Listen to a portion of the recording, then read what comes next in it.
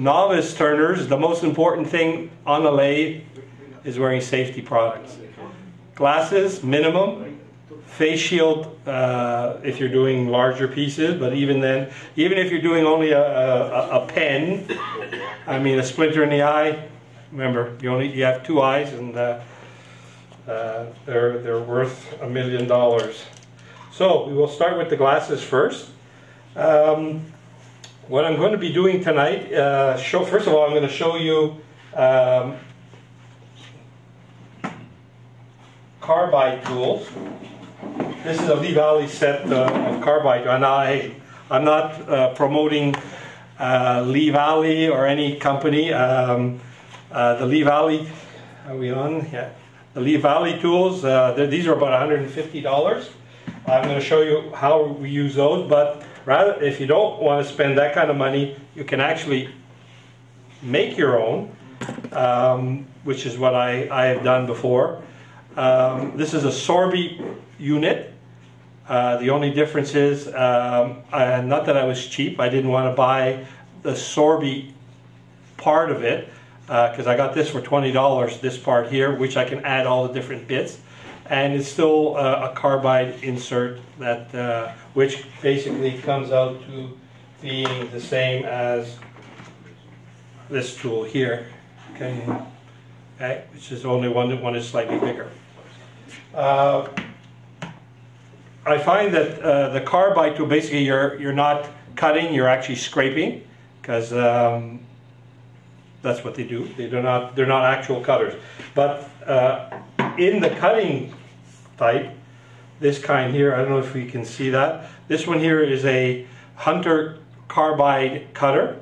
This is actually, I think they take it from a machinist standpoint, because this actually has a bevel. If you look at it, there's a bevel here and an actual cutter. This will cut, the smaller the pastille or the little cutter, the easier it is, the less chance of a catch. The bigger the cutter, the more aggressive the tool becomes. So when you do, I had the opportunity of being able to, if you notice, I like these nice hexagonal heavy pieces. I have a handle that goes with them. I didn't bring it because you can actually use them without. What I like about this is when I lay it on a tool rest, it actually gives me my angle right off the bat.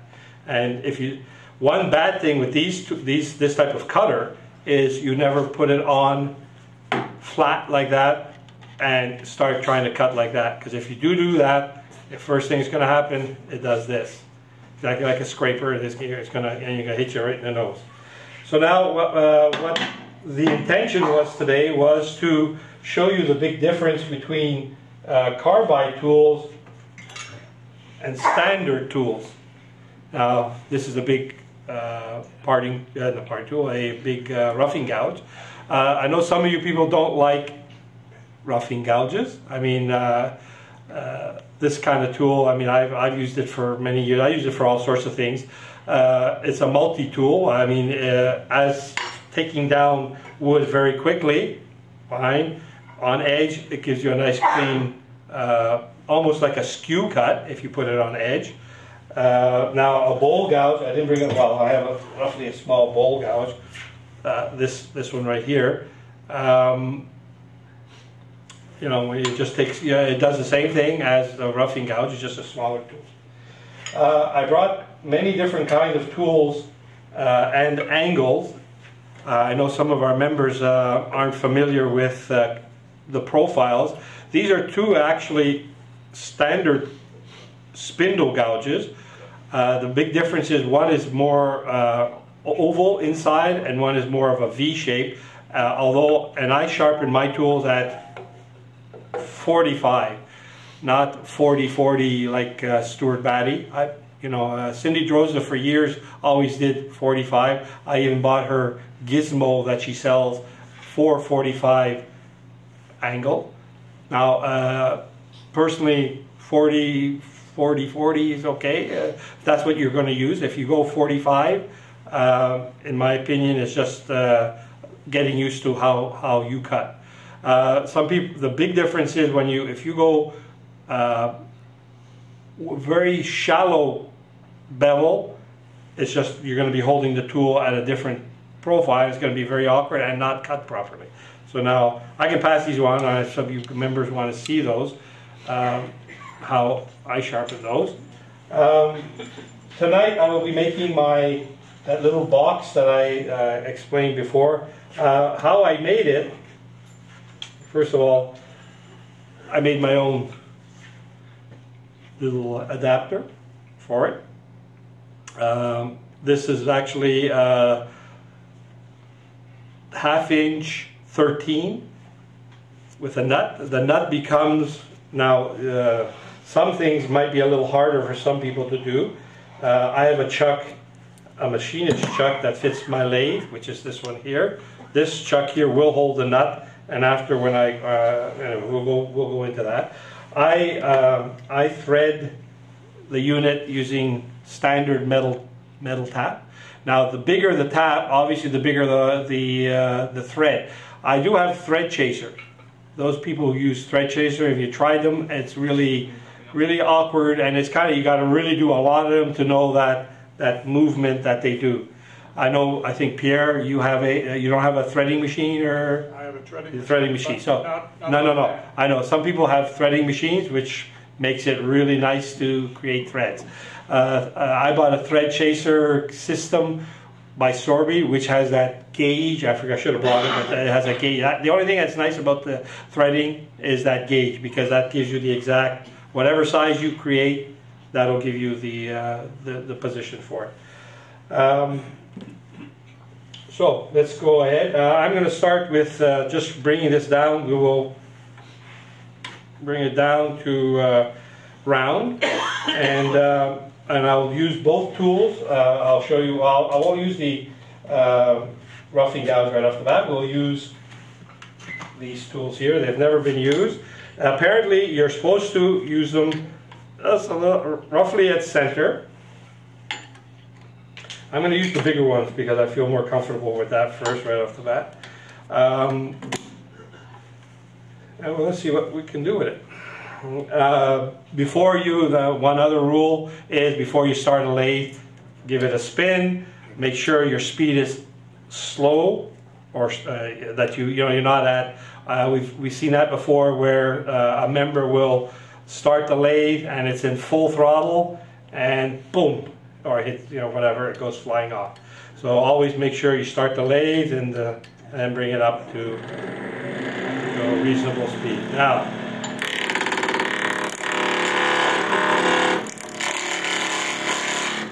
and it comes a little too high. Now, another thing that we don't do is move the tool rest. You shouldn't. Well, we all do it, but seeing as we're doing a demo.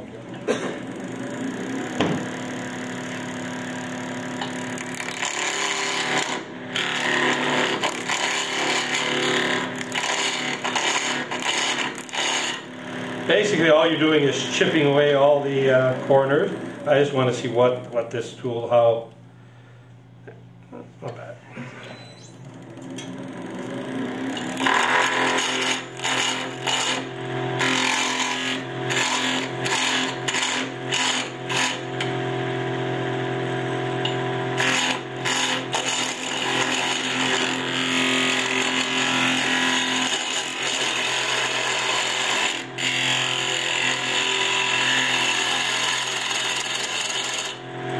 Now, the one thing about this type of tool is that, if you notice, I just went left and right and didn't go. Yeah, I'm sorry. Okay, good idea. Put that in the back. And it's reasonably smooth cut.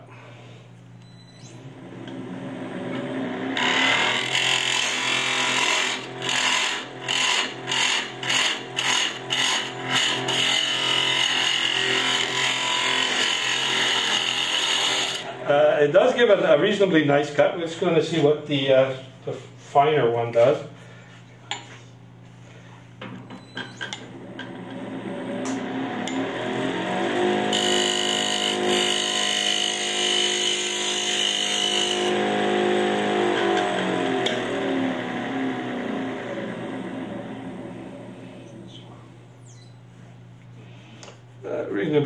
Reasonably good. So now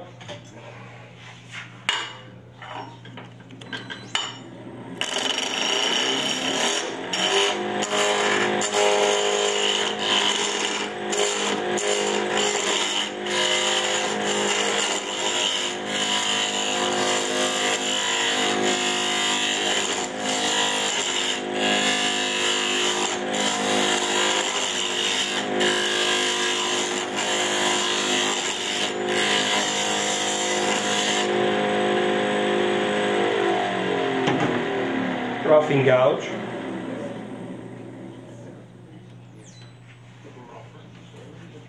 I don't really see much of a difference. So between a roughing gouge and these two, basically you're still scraping when I was cutting there. Now compared to if we were to take a cutting tool.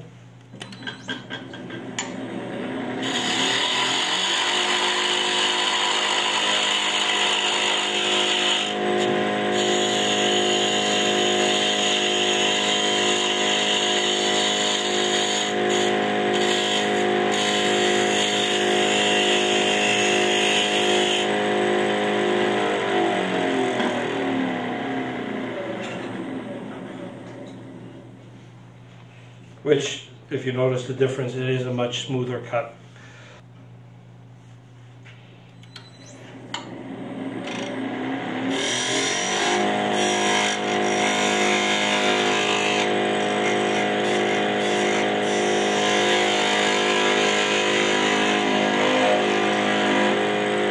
Okay, I just flattened it out.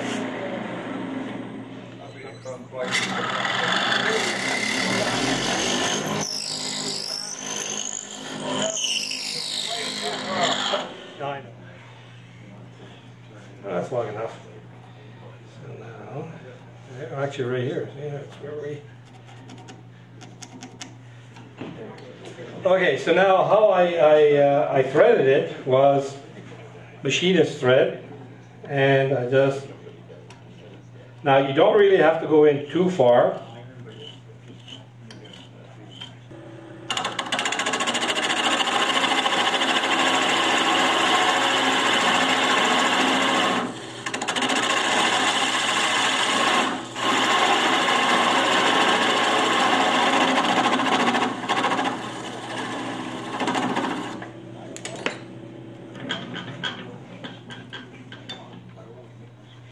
Okay, now we'll take my skew.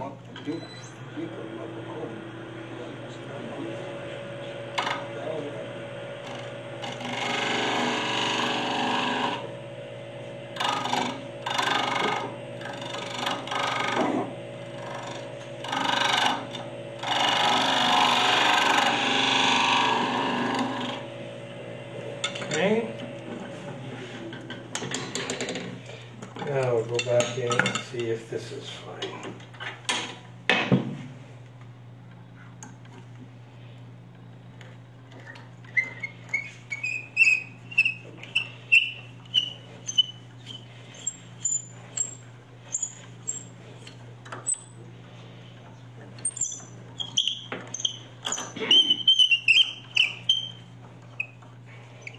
Now this, I normally put them together. Well, we can go lower now, but do the top, and we'll put the top on. Okay, so now I'm just going to switch this.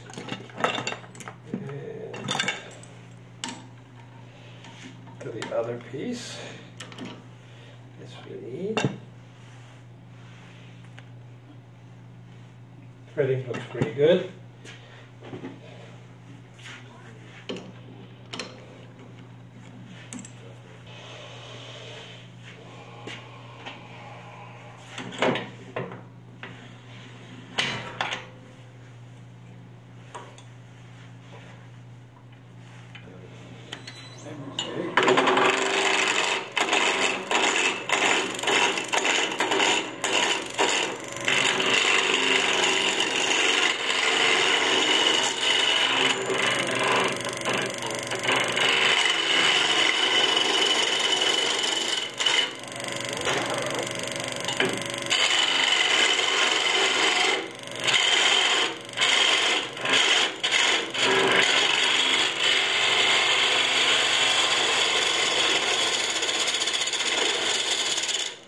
The carbide cutters do cut fairly well, just that you're scraping. That's the big difference.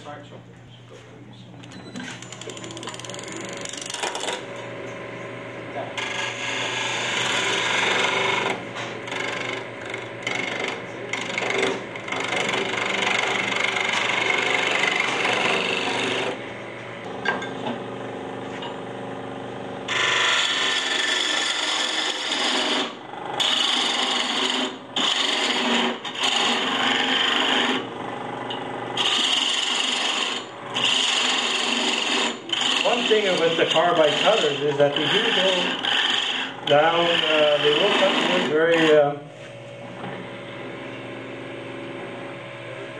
very aggressively.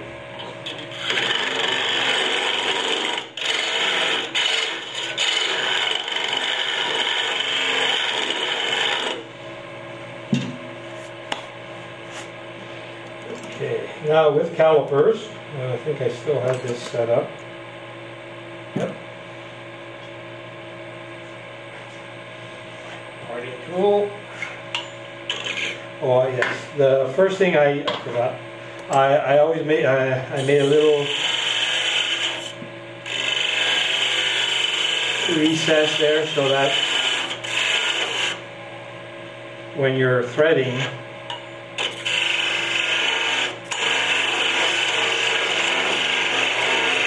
it doesn't break the thread when you're when you go all the way back. Of course, I use my very large calipers.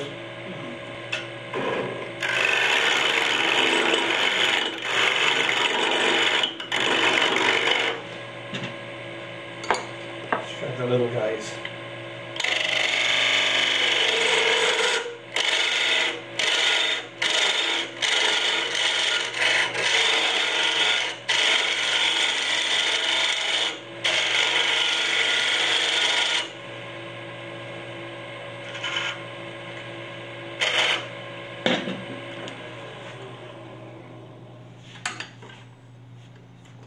Actually, I should have taken away all the wood there. That would probably be easier.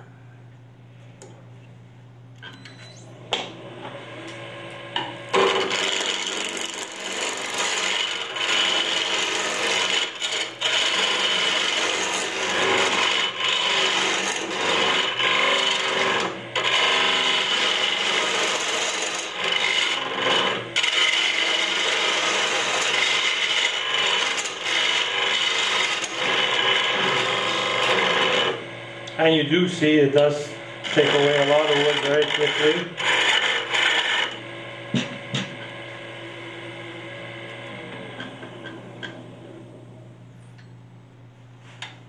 This one will be a little closer.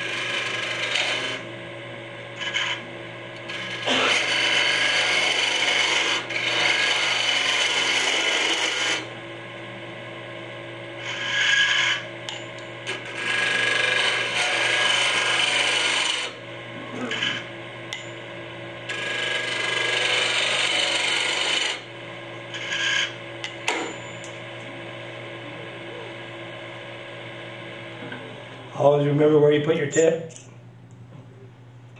Design opportunity. Yeah, another design opportunity. Apparently there's been a lot more accidents with these type of tools than conventional tools, because people don't follow the rules with them.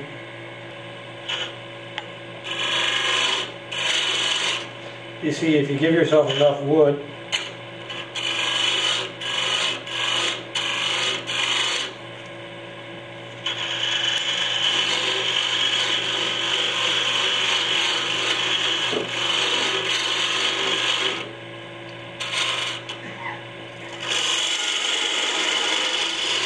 I will show you why I'm doing this.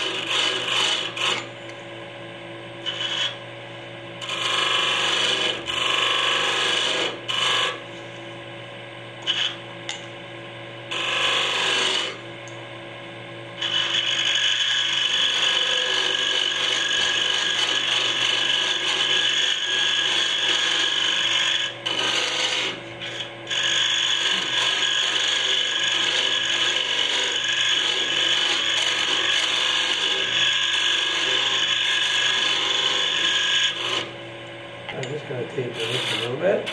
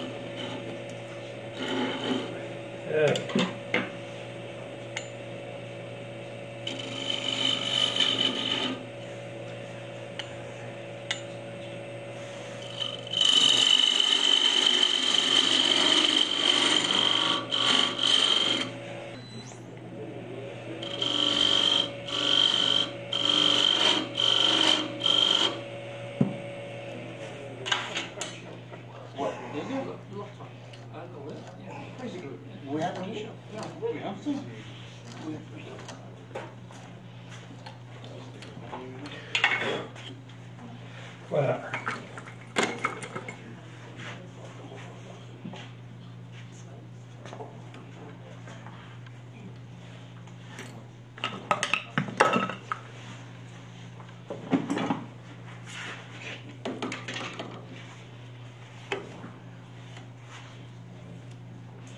Seems to hold.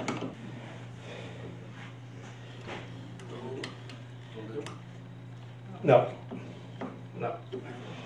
Okay, so we don't want that. I think it's the wood, but anyway, I would think it's the wood. Basically, what we're trying to do is no.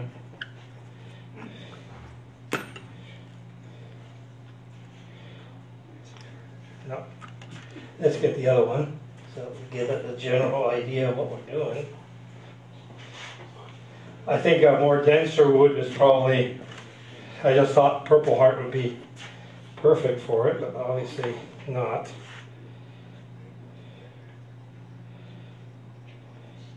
See, this one does work. It's more this one here, the threading of it. Okay, so what we can do. But does it work with this one? Oh, it does work with this one. With my ebony. Oh, okay, so. Design opportunity. We're going to have a Purple Heart top and a ebony bottom. How's that?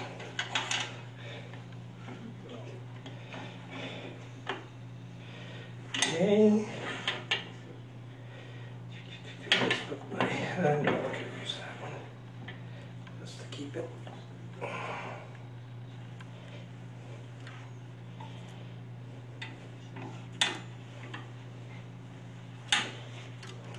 Okay. Not centered. Pardon? Not centered. Ah, close enough. Yeah, once you hit you.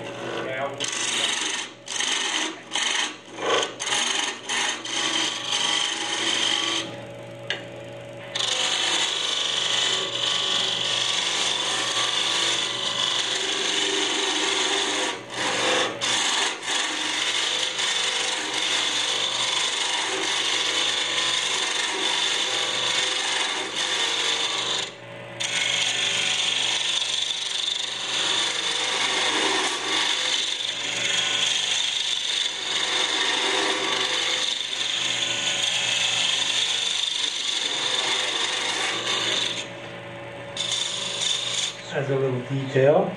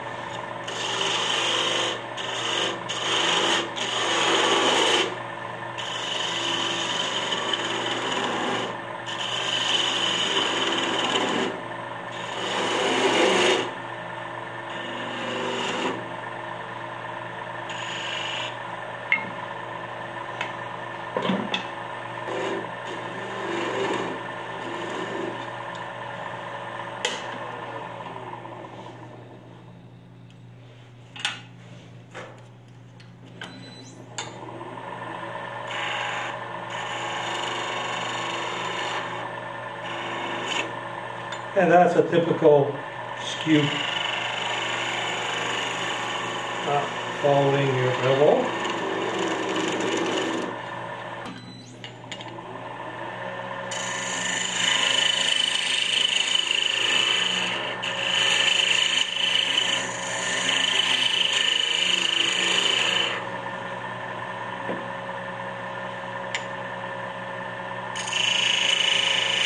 This is like a little pointy, I don't know, eating tool. Pardon?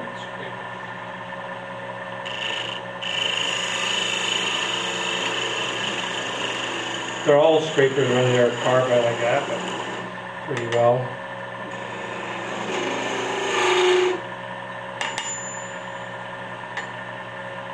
Let's try the skew again.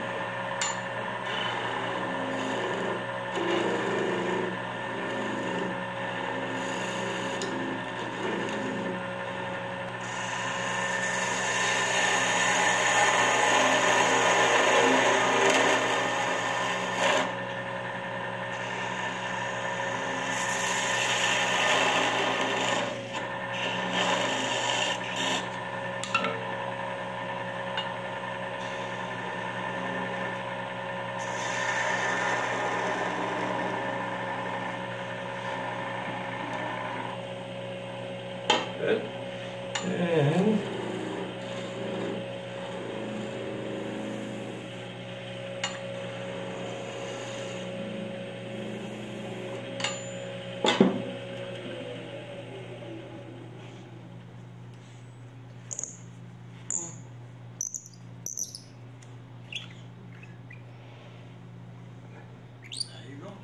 And there you go. That's a pill bottle. It's a pill bottle.